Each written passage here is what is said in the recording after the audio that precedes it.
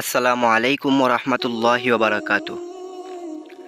আজকে কিছু বিষয় নিয়ে কথা বলবো, সেই কথাগুলো বলা অনেক প্রয়োজন।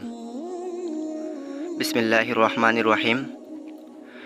পোশাকের মাধ্যমে কেউ ভালো মানুষ হয়ে যায় না। পাঞ্জাবি টুপি ইসলামের প্রতীক হতে পারে, কিন্তু আসল ইসলাম অন্তরে ধারণ করতে হয়। কিছু মানুষ এই পবিত্র পোশাক পরে খারাপ কাজ করে, যা শুধু তাদের নয়, পুরো সমাজ এবং ধর্মের উপর কালিমা লাগায়।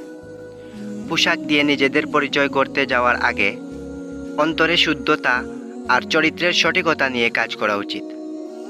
একজন মানুষ তার আচরণ আর নৈতিকতায় পরিচিত হয়, পোশাক দিয়ে নয়।